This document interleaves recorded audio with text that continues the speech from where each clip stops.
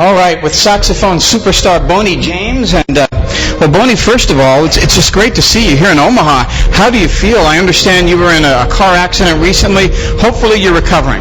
Thanks. It's been about 8 weeks now since the accident, and I'm feeling stronger every time. So this is just our fourth show back, and I wasn't playing my sax till about a week before we started working. So it still feels fresh and new, but I'm just so grateful to be alive and playing my horn again and doing shows like this. Couldn't be better. Have you played here before? I've not done the Jazz Fest before. I played in Omaha many years ago, but it's great to be back. It's been too long.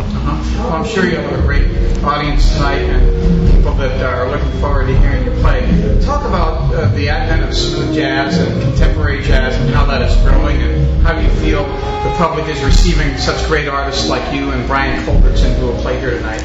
Well, it's just the music I always loved, even when I was a kid, and people like Spyro Gyra and Jeff Lorber were doing it back in the mid-'70s. Grover Washington Jr. was a big hero of mine, so I've just always really loved improvisational music, but also R&B and pop music together, so this music mixes it all up together, and it makes this great new thing. So I've been doing it almost my whole life, and it's just fantastic that the audience is out there for it. You can hear them out there now. Yeah.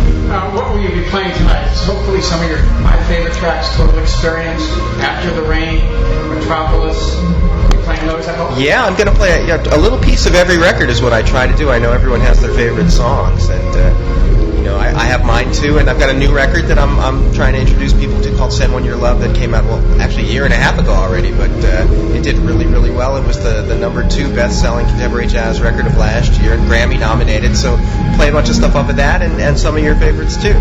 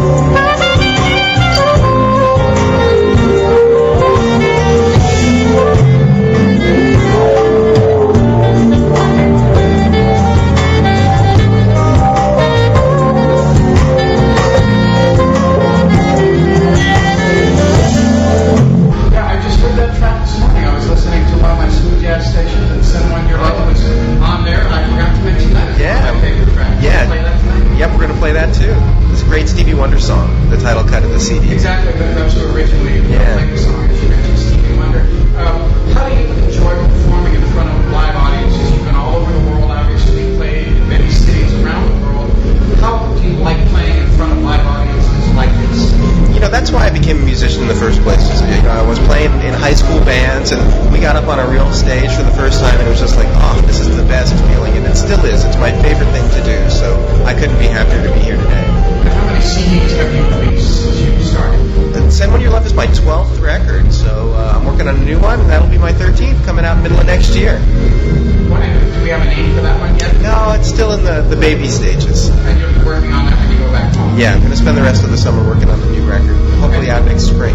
And you make your home in California? I do. I live in Los Angeles. I grew up in New York, but I've been living in L.A. for many, many years. Yeah, like many of you do. I know Mindy Agar that's out there. She's from Florida. I got to meet Joyce Cooling. How well do you know the other smooth jazz artists like Brian, who's playing here tonight, Mindy, Joyce, Rick Ron, Richard Elliott, Marion Meadows? I could go on and on. All these guys, including yourself, are some of my favorites. Well, I know them pretty well.